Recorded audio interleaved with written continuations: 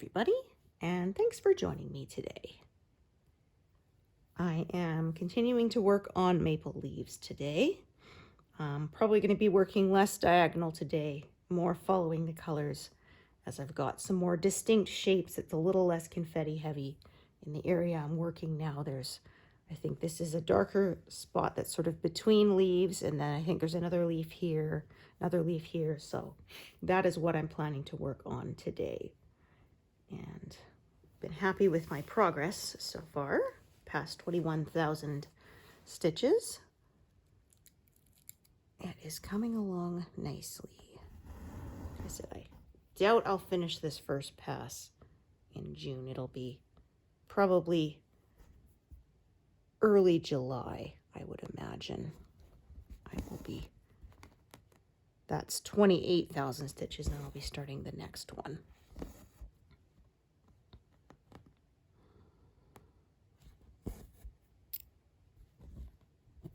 Oh, just making sure that's parked correctly. Yeah, alrighty. Don't want to start off with a mistake.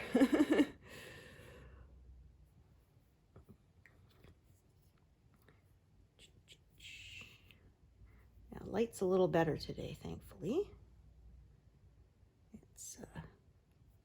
The sun's out, although it's probably still going to rain. It's looking like it's going to be a rainy year.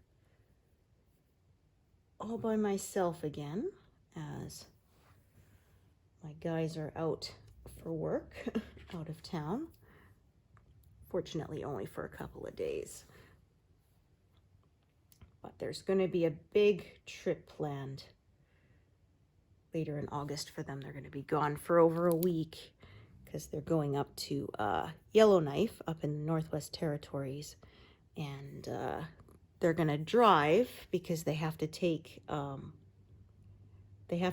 bunch of equipment, and it would cost more to have it flown out there, plus them flying out there. And then also you've got to rent a vehicle too. And so it's just makes more sense for them to drive. They can sort of pack as much equipment as they need in their vehicle that can fit, because of course there's weight limits for what you can ship, and the more you ship, the more it costs and all that. And it's a 2-day drive each way. So that's what my husband says, is it's going to be a minimum of a week though. 2 days at least to drive there, 3 days of work, and then hopefully they can drive back. But who knows? I mean, it really depends on how things go, because you can never be sure. Sometimes everything goes smoothly, and of course sometimes anything that can go wrong will go wrong. And well, he said it also makes sense to drive because they also have to stop in Hay River, which is kind of on the way. So he said sort of if they flew into Yellowknife, then they'd have to drive out of their way to go to Hay River and drive back, and that would be sort of like an extra day or two. So really in the end it would work out kind of all the same amount of time if they flew versus driving. So they're going to drive. He said a lot of those roads too, when they give you the speed limits, they're not kidding, because they're very rough, and if you go faster than the limit, you'll catch air in places because like I said, the roads are really really rough. That's why they have a truck. So yeah, they wouldn't want to try to drive a smaller vehicle up there. It'd be harder to make it.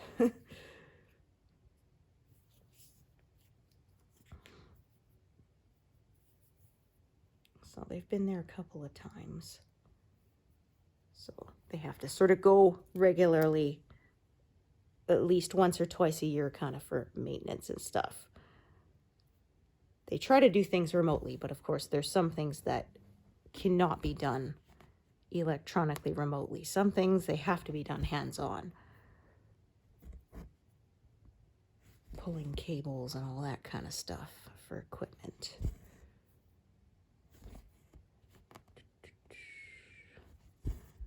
And the radio station that they work for is, they were a sponsor. So Big Brothers Big Sisters in town had a charity event, And one of the events was this huge bicycle. So it was like a tandem bicycle, but for 30 people.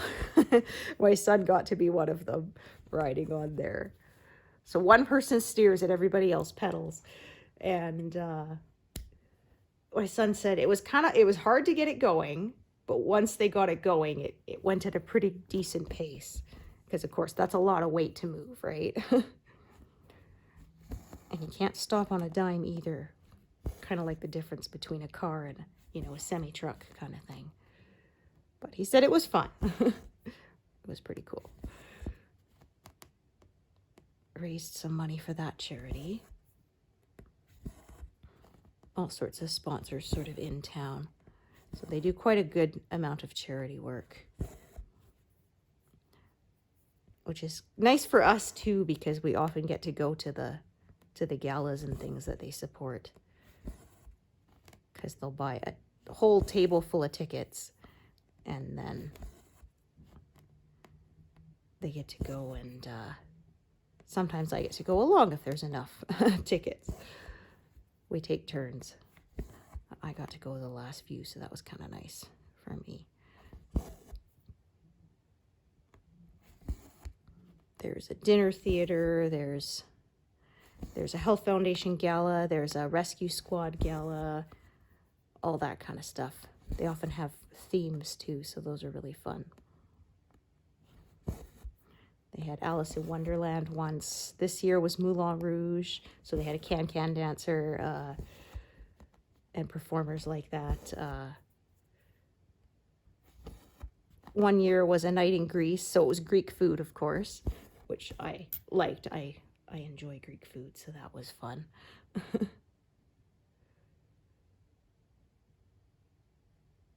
Ooh, almost missed coloring one in there. All right, so I did that, and now I'm going to do a whole bunch. So as I said, this color kind of, you can see it comes out here. So I'm going to follow those colors there for now. It just is easy to do that. That's what I feel like doing.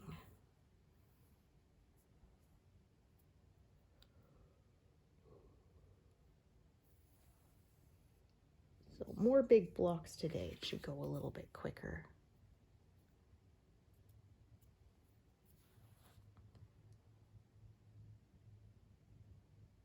And they were fortunate they didn't get rained on because, like I said, it's been a rainy year. That was one of those, it's an outdoor event and they were going to do it rain or shine, and thankfully it was shine.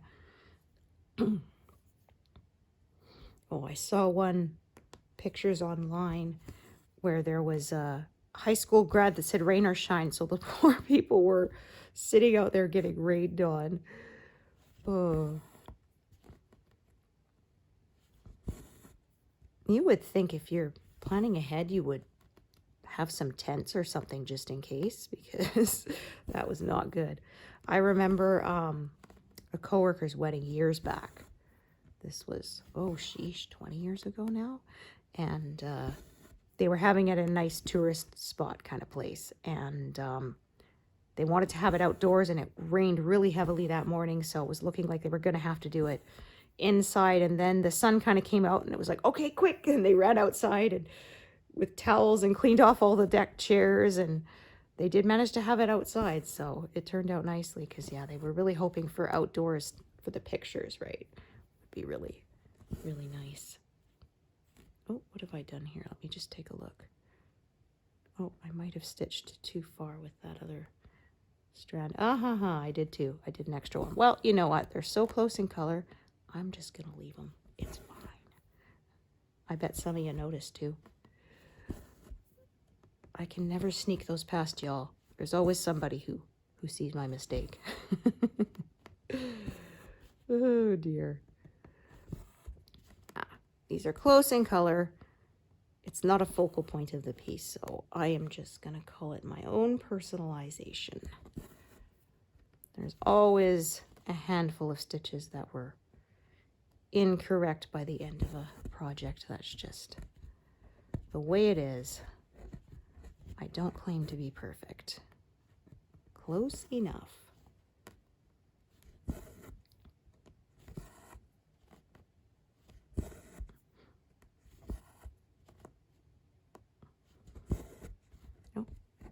one is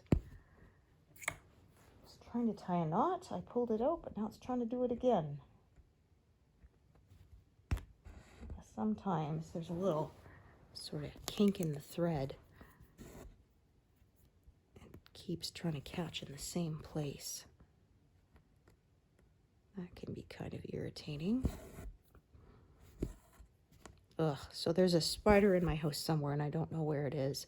It was crawling across a couch cushion the other day and I freaked out and jumped up and I quickly grabbed a tissue so I could grab it. And by the time I was able to do that, it had disappeared somewhere. I took everything off my couch, all the cushions and everything, and it was gone. So I don't know where he went, but I hope he found his way back outdoors. Stay away from me and we're good. Oh, I hate spiders. I'm not quite as terrified of them as I used to be, but I still, they still give me the heebie-jeebies.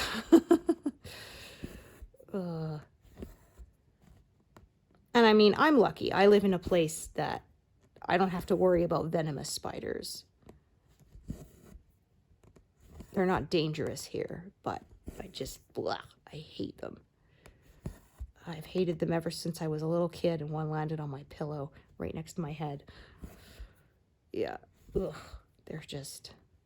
My husband says he thinks they're fascinating. I said, you mispronounced disgusting. Like, I know they serve a vital function and all that, but just stay out of my house, stay away from me. We're good.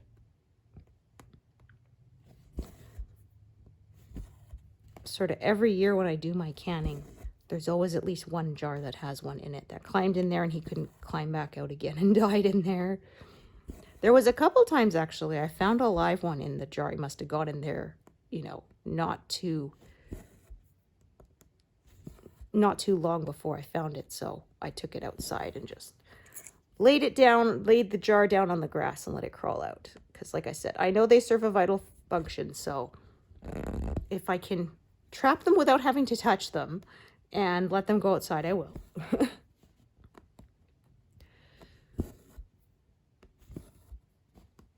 Oh gosh, talking about letting insects go outside. I had one time,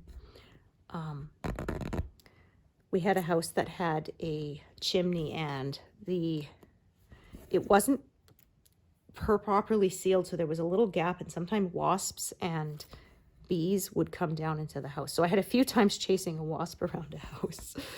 Oh, they'll get your heart rate up. But there was one that had a huge fat bumblebee. Like, I swear it was like the size of a quarter or something. It was just huge on the floor. And it wasn't flying around, so I actually managed to come up behind it and put like a yogurt container on top of it. So I was able to trap it that way. And then I slid it onto a piece of cardboard so that I could let it go outside. Because, of course, bees, for sure, they are our friends, right? They're our pollinators, and we want to help them. And so I was carrying it to take it outside. And halfway to the door, it became aware that it was trapped. And so it started flying around in there, and the whole thing was like vibrating, like just trying to get. I'm like, oh my gosh, because if it get out, it was going to sting the heck out of me. I was afraid. So I managed to carry this whole thing while shaking and going, oh gosh, don't let go, don't let go. I put it down on my table and I stuck something like a salt shaker on top of it, because I knew otherwise it was hitting the sides of the container hard enough that it would have knocked it right off when I wasn't holding it. So I stuck the salt shaker on top of it. Then I opened my back door, and then I took the salt shaker off, picked up the whole thing, and I just chucked it outside and slammed the door shut. I'm sure if any neighbors saw me, they'd be like, what's this crazy lady doing? Just throwing a yogurt container and a piece of cardboard out the door. Oh my gosh. But it worked. He made it out of there. I let him go, so I said that was my good deed for the day. Yeah, I left the door shut. I came back and collected the yogurt container and the cardboard half an hour later, after I was sure he would have gone away. Yeah, I know bees tend to not sting you unless you feel threatened, but I was afraid he was going to feel pretty threatened being stuck in a container like that and carried around. It's not like I could explain to him that I wasn't going to hurt him. I was just going to let him go.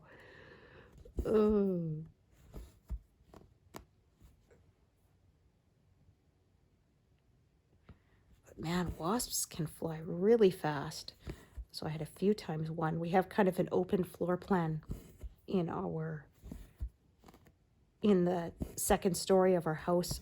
There was one that was flying back and forth, and in order to swat it, I had to knock it out of the air with the fly swatter and then smack it on the ground when it was stunned. Again, I honestly would trap and let it go, but they're too fast, and it's a wasp. They're jerks. They'll sting you even when you're nowhere near their nest. I had that once while camping with my grandparents, and one came out of the bushes and stung me. And like I said, I wasn't anywhere near its nest. I wasn't threatening it. I remember actually the stinger got stuck in my arm, and my grandpa was yelling, "Don't grab it," because if you grab it like with tweezers, it'll squeeze the rest of the venom into you. So you have to take a straight edge. He took the blunt edge of his pocket knife and kind of scraped it out that way. So I was lucky I didn't get the full dose of the venom, but that was still very uncomfortable. It was only the one time, I'm thankful. But yeah, they make me nervous. Sometimes what we would do when we were having picnics is we would put a little piece of food sort of a couple feet away on a plate and just leave it there, and then the wasps would go there. And since they weren't getting, shooed away, they would stick with that food and they'd leave ours alone. Sometimes it worked. My poor mother-in-law, though, she, they have the saying, stir up a hornet's nest, because they're in the ground, and she accidentally did that. She was working in her garden and she dug and didn't know there was one, and she said it stung her and she swelled up so bad. She said, "I look like a Klingon," because it stung her like kind of right between the eyebrow and the hairline, and it swelled up really bad. Poor thing. Yeah, she loved her gardening. She was good at that. That is not a skill that I share.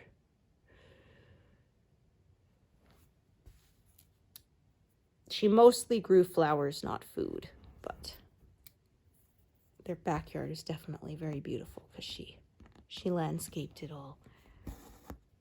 She had a fountain, and she ended up getting rid of her koi pond because she said raccoons kept eating the fish. And she even went and got one of those locking grates to put on top so they can't get the fish, and those little bandits, they managed to figure out how to unlatch it. They are smart little creatures.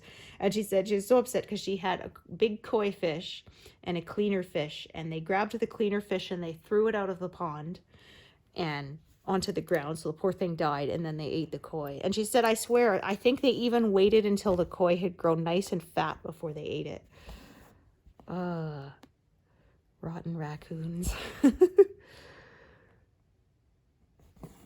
They are so cute though, but my husband said, like, he was in the military, and on the base they don't usually lock the vehicles because, there's guards and everything.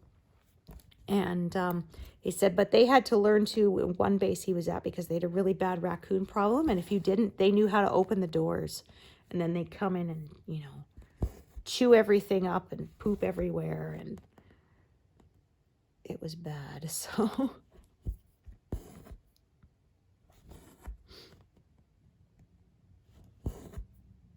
my husband's family came from Hungary, and they came to Canada when he was 5.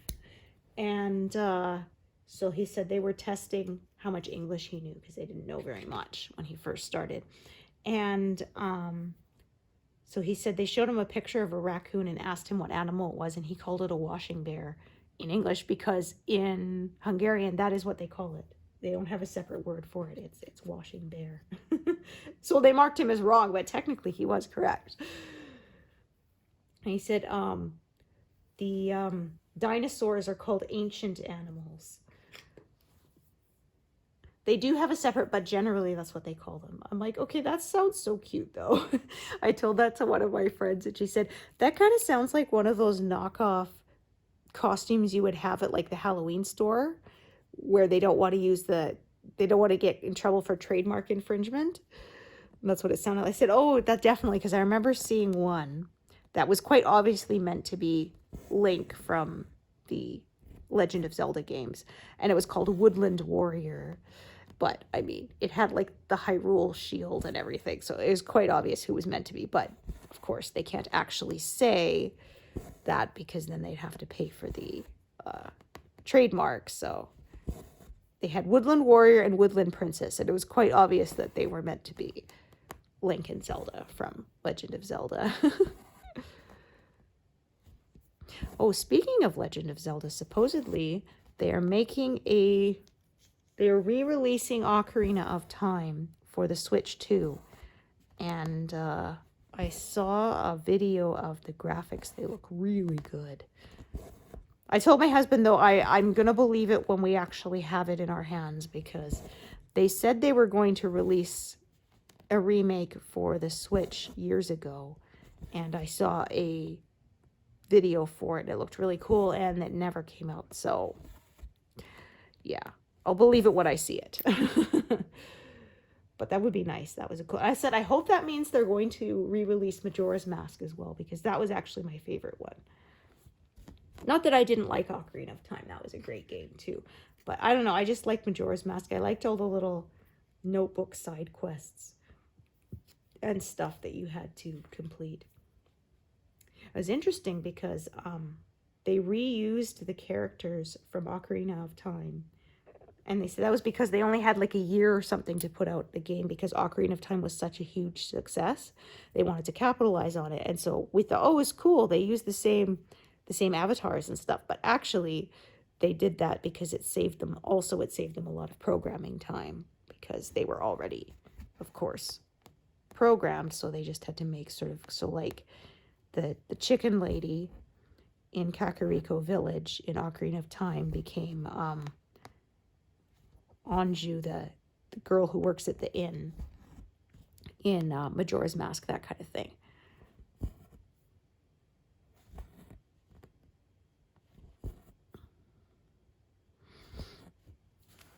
Yeah, her story was really difficult. You had to get her back together with her fiance, and that was a quest that took us, I would say, close to 36 tries before we got it right, because there's so many different parts kind of thing.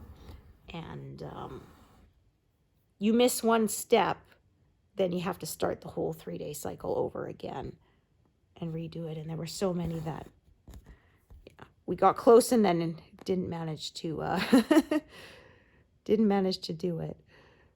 That one took us many tries.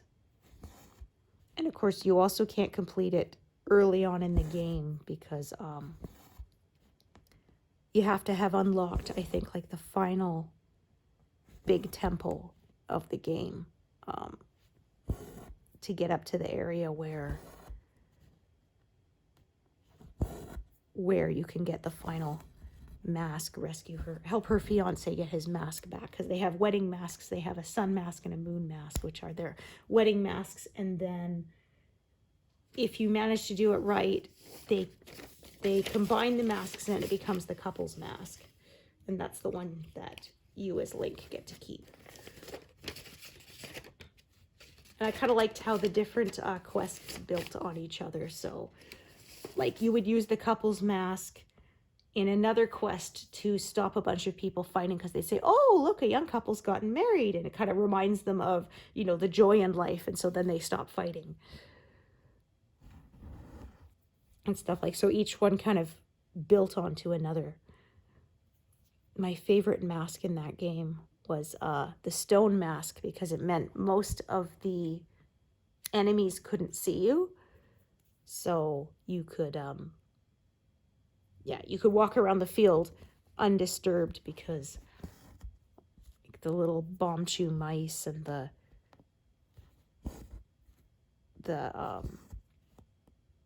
bats and all sorts of those little things that would attack you, you can walk right by them and they don't see you. My favorite was, there's a big bird, and you have to be careful because it would steal your stuff from you. He would basically like dive at you and steal your stuff, and you either had to defeat the bird to get your stuff back, or you could buy it back at the curiosity shop later that night. And but we discovered that if you defeat that bird, he gives you this giant rupee, which is like bigger than Link is, and it's worth 200 rupees. And so I discovered once you have the stone mask, he doesn't see you. So to fight him, you can literally just stand there and shoot arrows at him. You have to hit him about a dozen times to get him, and then you get $200.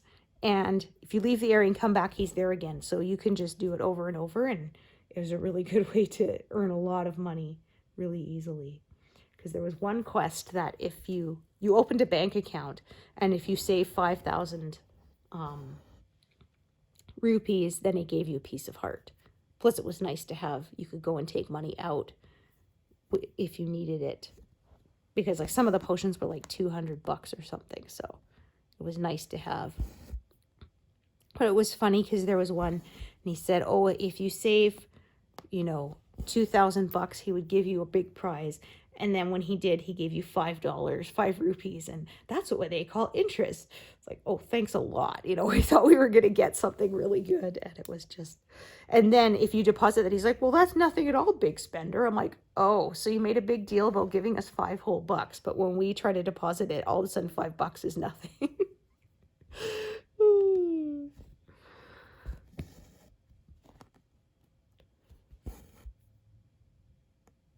Yeah, it was funny.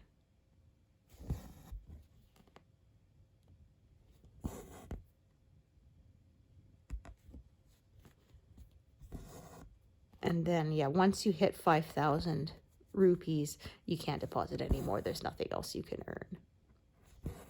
Well, it was funny, too, because there was a similar kind of quest in Wind Waker. And there was a guy who sold, a traveling salesman who sold stuff. And you could, if you bought a certain amount of stuff, he said you would earn your way towards a complimentary ID. Which I was like, what's that? So we, of course, kept working, buying stuff. And he finally he says, here's your complimentary ID. It's like, oh, cool. And then later you say, you want to use your complimentary ID? You say yes. And then the complimentary ID is just him saying, you're amazing. You're incredible. You're wonderful. You're fantastic. It was like, oh, we thought he was going to give us free stuff. Instead, he just compliments you. Oh, and he only does it the one time, too. Oh, it was funny. That was a funny game, because in the previous games, you can, like, go in and smash people's pottery and take the money in it, and there's no consequences. And then there was one in the Wind Waker. If you broke the guy's vase, he would get very mad. He'd yell, you little weasel, or something. And then if you tried to leave the house, he would say, you need to compensate me for the damage that you did. And then he takes like $200 from you or something. Because we always joked about that. Like we said, yeah, what a hero. You're breaking into people's homes, smashing their pottery and stealing what's inside. So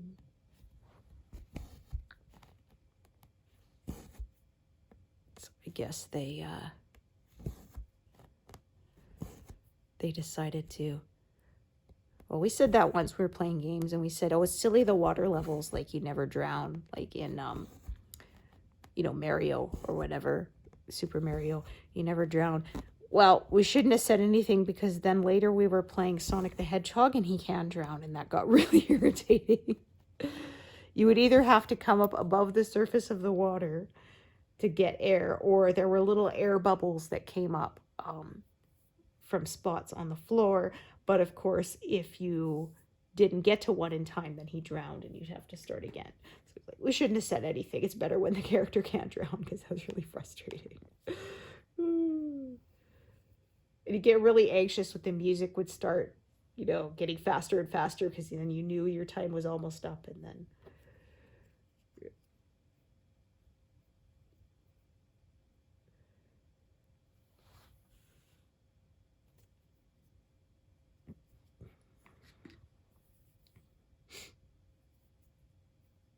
oh my gosh.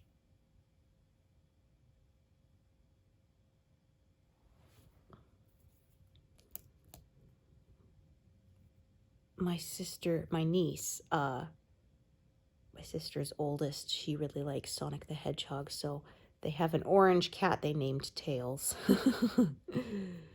because of the Sonic. Even though technically Tails is a fox, but oh, it was funny once. I was playing at a friend's house and we were playing the two player, so you're racing to the finish line, and they have these different prize boxes that you can hit, and they have, you know, like a question mark, so you don't know what's in. Sometimes it's money, sometimes it's an extra life. And one of them was that you would switch places with the other character. And I remember one time I was a couple seconds away from crossing the finish line, and my friend who I was playing against, she hit the prize box and it did the switch places, and so she switched places and then went across the finish line. I was like, oh, come on. I had it and you stole it. Ooh.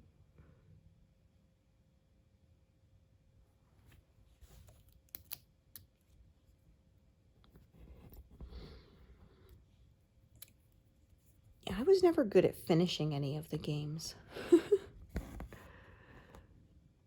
Well, we didn't have our own console, so my mom was very anti-video games. So I was only ever able to play when I was at a friend's house. So they obviously had way more practice than I did. Yeah, so we weren't allowed consoles growing up, so now I have like 7 of them. I haven't played as much in the last few years, but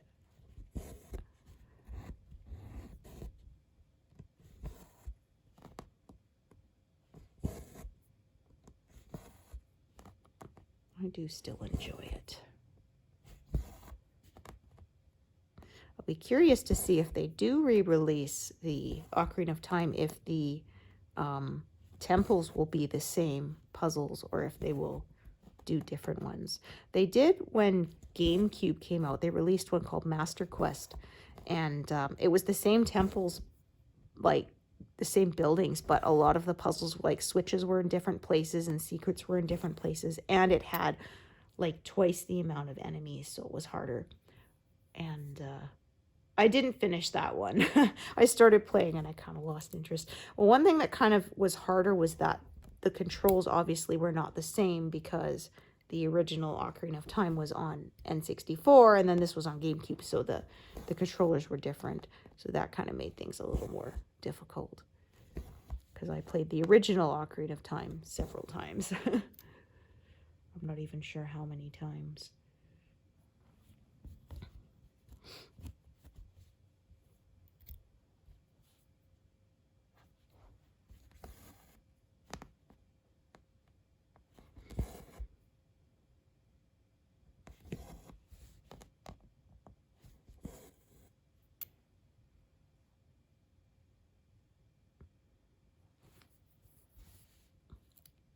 I think this is like different lobes of the maple leaf. This is a lobe here.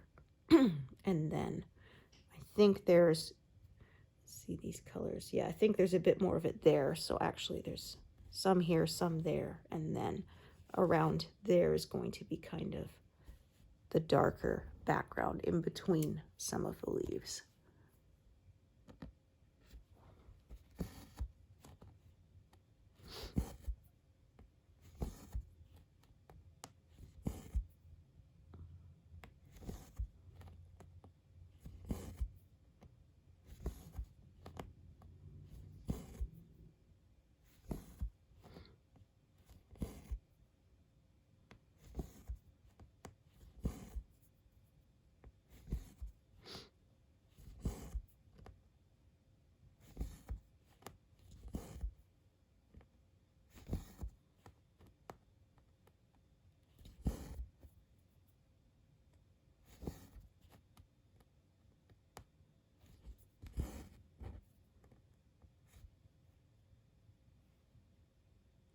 I'm about to pass 100 stitches here.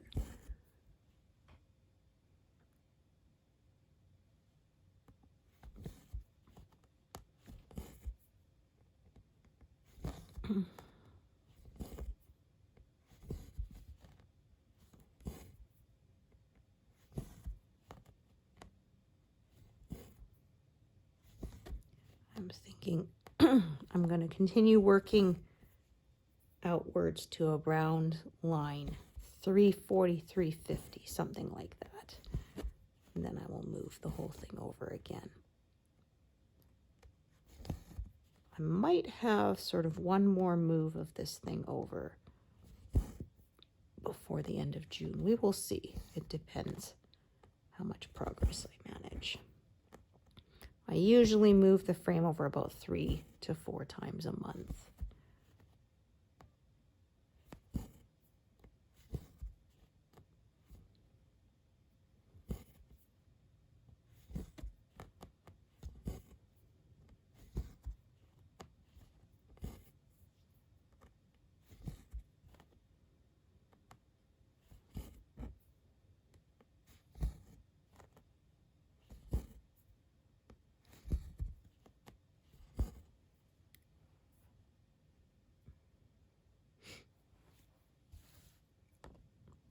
That was 2 needles.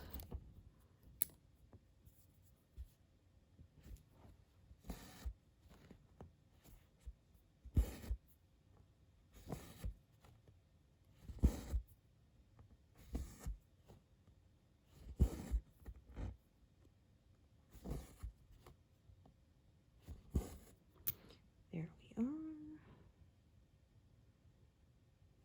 Just enough for these 2, I think, for this color.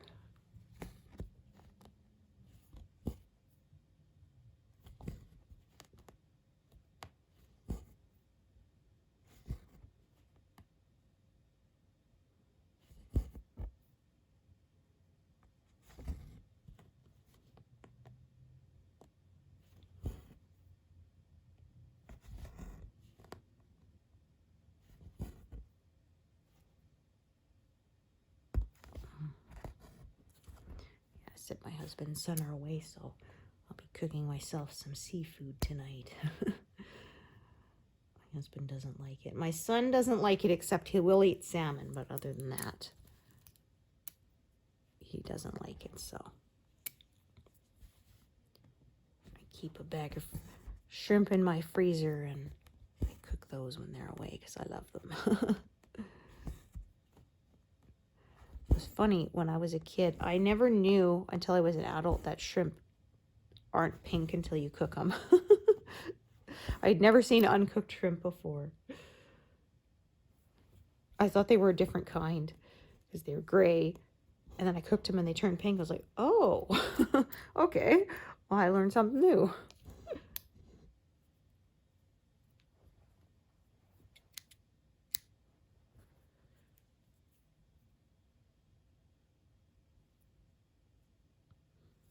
I have this nice stir-fry sauce that I make with orange juice concentrate in it. That's really yummy. And usually I make it with chicken, but when it's for me, I make it with the shrimp, and it's so good. My original recipe called for lemon, but the first time I made it, I didn't have any lemons, so I used orange. And I liked it so much that I've rarely made it with lemon. It's almost always been with orange.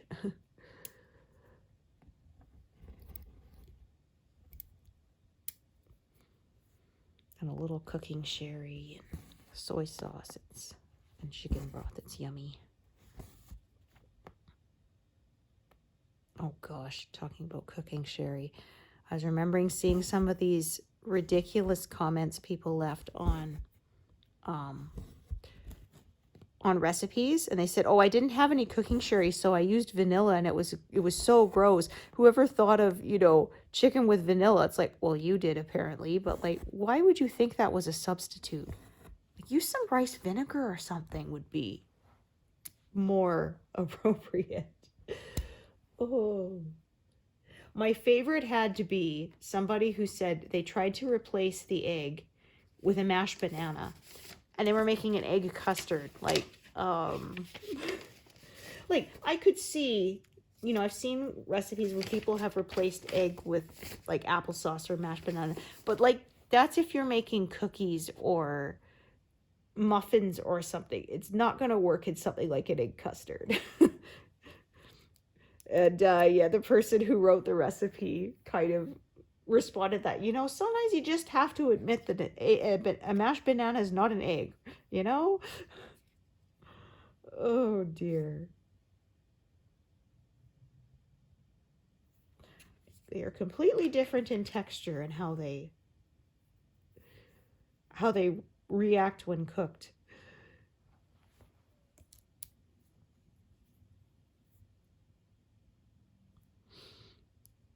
There are people say, I followed this recipe exactly, except I did all these things different and it didn't turn out. Well, I think you need to look up what the definition of exactly is because you did not follow it.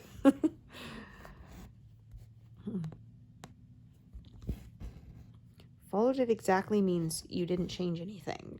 If you changed something, then you did not follow it exactly by definition. Oh, my mom was so bad for that. She always wanted to make things healthier. So she would drastically reduce the butter and sugar and then wonder why things didn't turn out. It's like, well,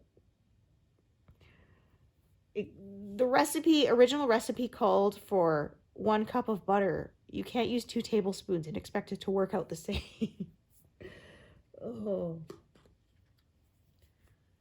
So I remember the first time I moved out and I made cookies and I followed the directions. Oh, they tasted so good.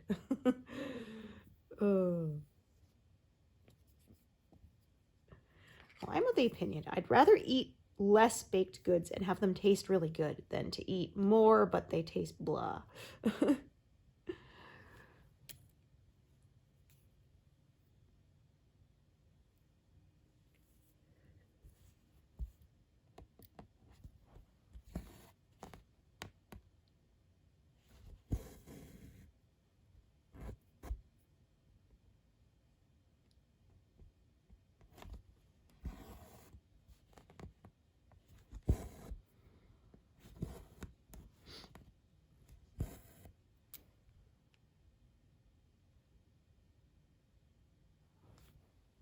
So we have 2 strands of this color. That's a longer, and if I remember correctly, this is a shorter one. Oh, no, it is decent length. So I've got kind of 2 of the same length, and I only really need 1. So I am going to stitch with this one and tie it off, and then leave the other one. Yeah, as you can see, I sort of had 1 line coming up this way, 1 line coming up that way. That's why I ended up with coming down that way. That's why I ended up with 2 strands. That sometimes happens, and now I have more than I need, so I will just end one off. And of course, save the leftover pieces for later.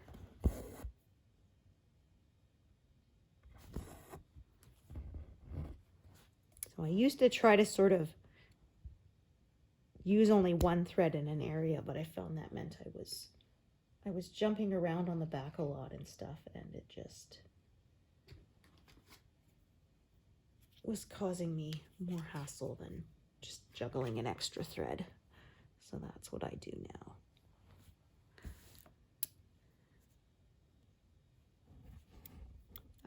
Yes, as I said, you can see I'm coming to sort of the edge of this leaf now because the colors are changing.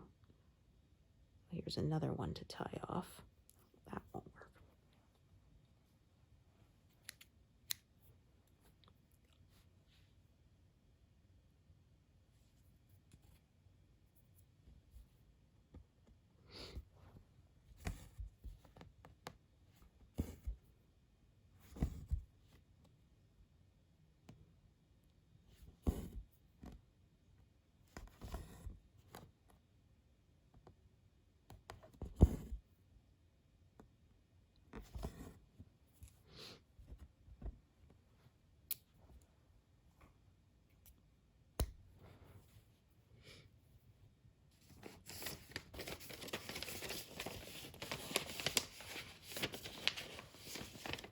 So maybe work to 150 today. We'll see. It's, like I said, it's been kind of a mix of blocks of color and detail. There's been some color changes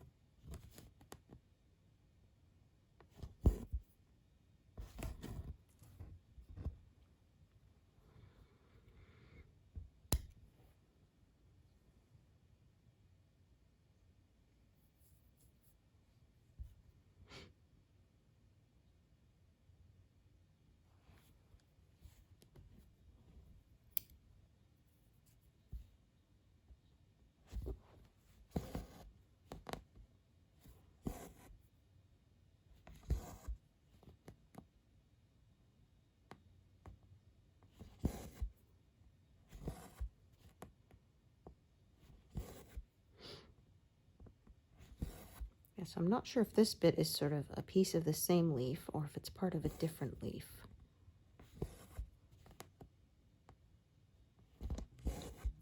Probably only really become clear once I've completed this area and can kind of step back and take in the whole thing.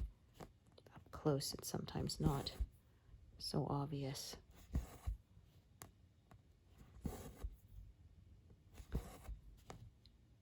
Up close, sometimes it can just look like a jumble of colors.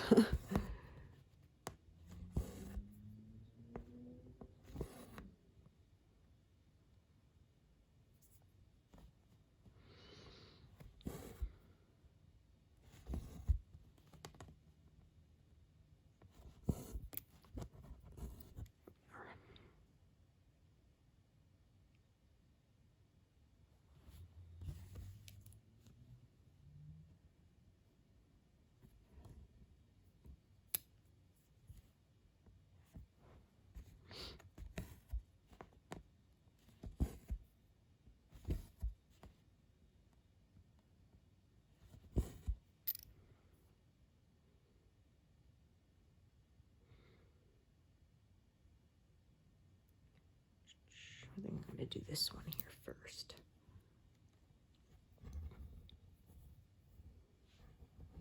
That bit that's already attached.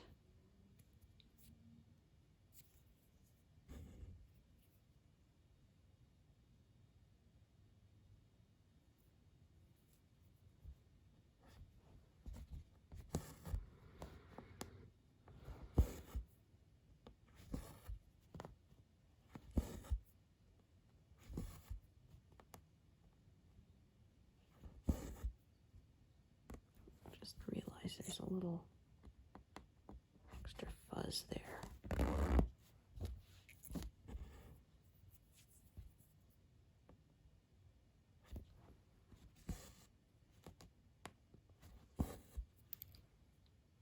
One of those pin stitched ends was trying to reappear.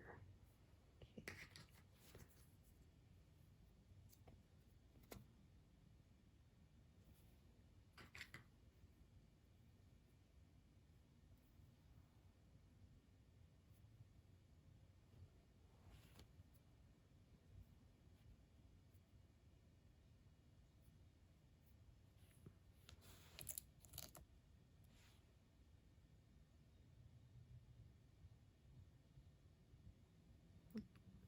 Darn it. This is tying itself in a knot before I even get started. No.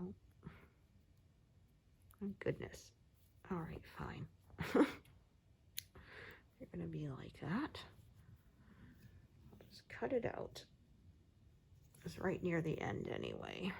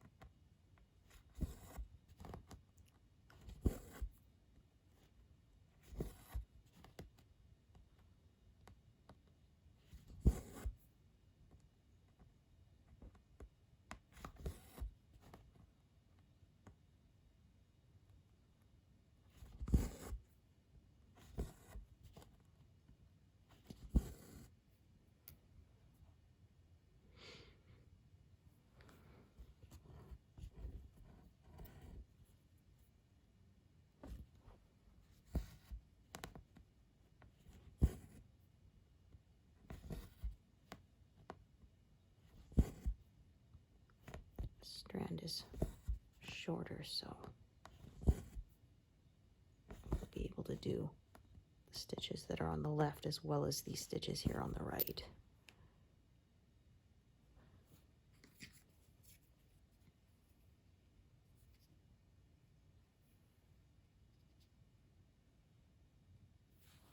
It's okay, I got a short piece for that one.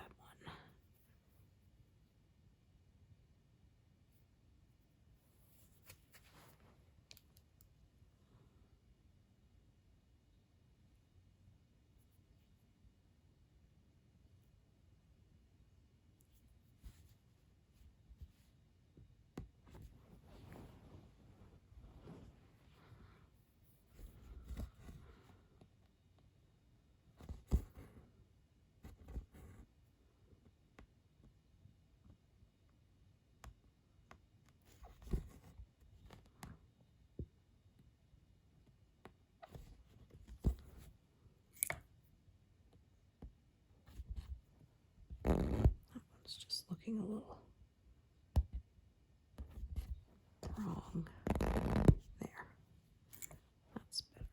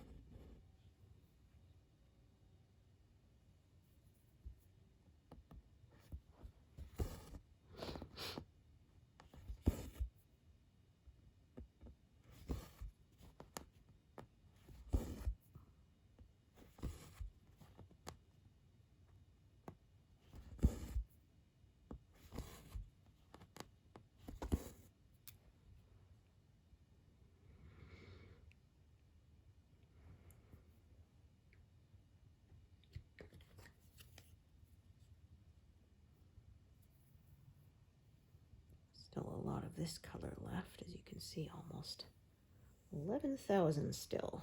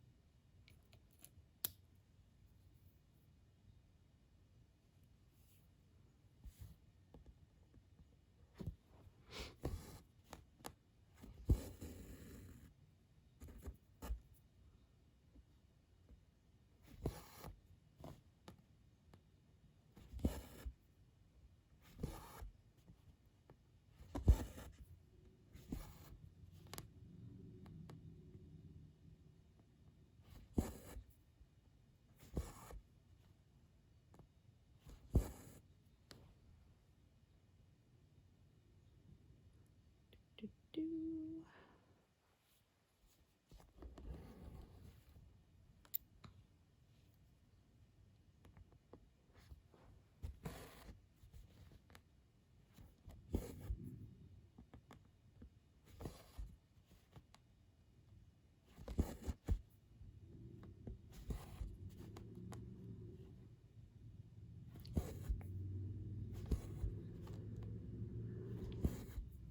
Goodness, somebody's got a loud engine out there. Oh, I always find that so obnoxious.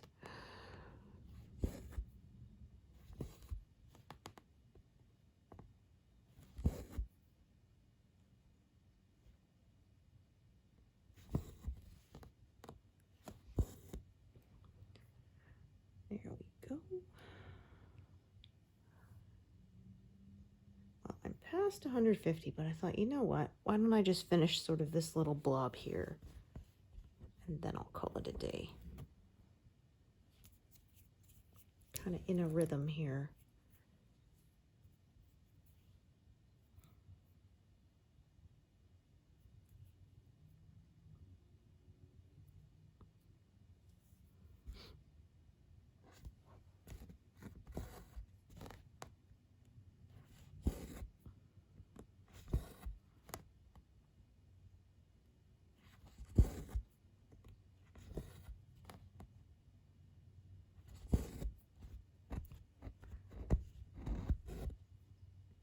Try that again without the knot on the back.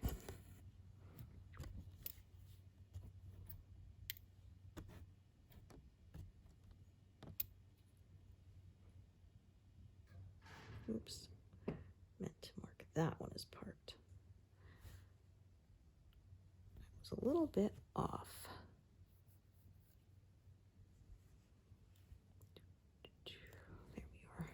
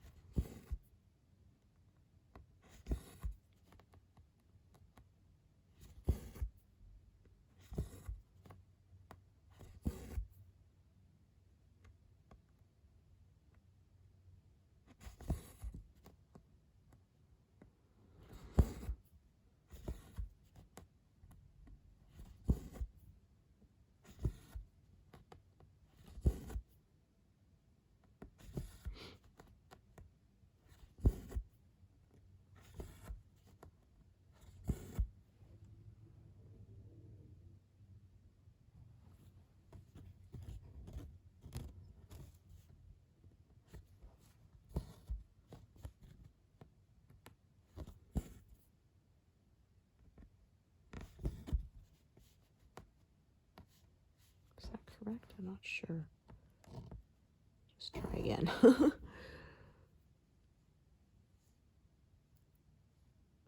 Oh dear.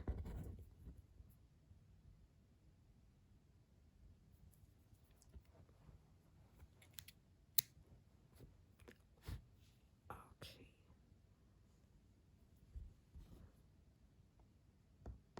Okay, there we go.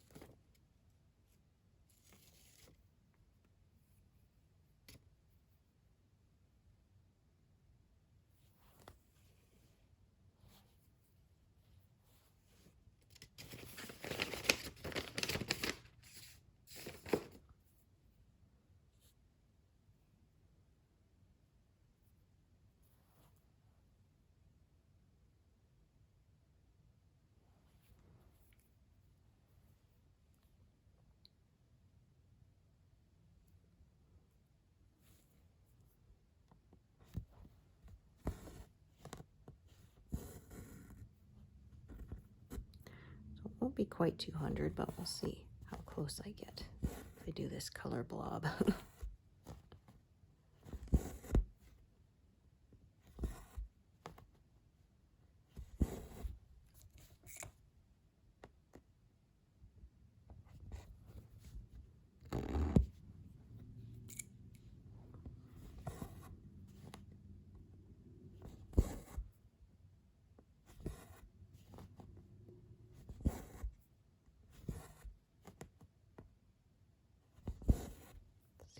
pen tries to come up again.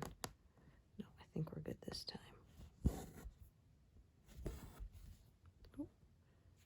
Okay, that wasn't an end, that was a trimmed little bit that I didn't throw away.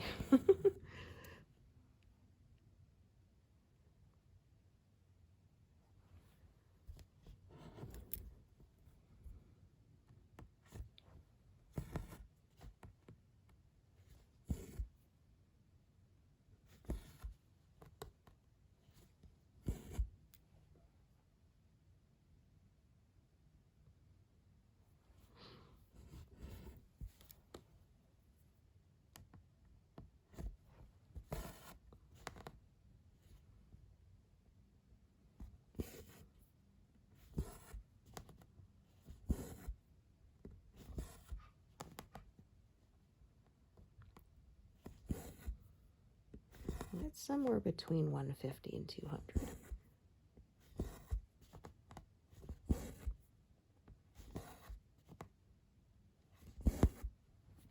This was an area with kind of a medium amount of color changes. I made a medium amount of progress.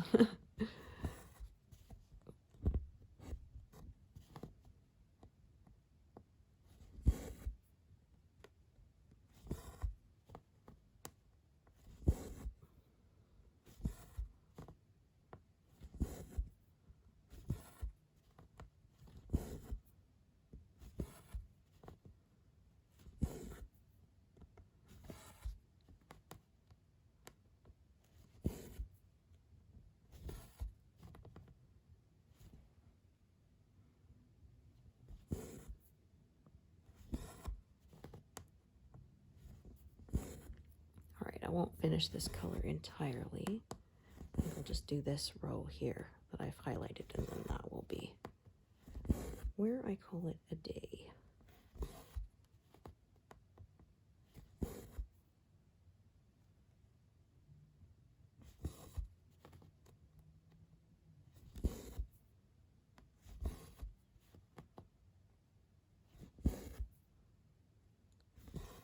Next time I stitch with you, I may be working in higher confetti. It depends sort of how much I get done between now and the next session.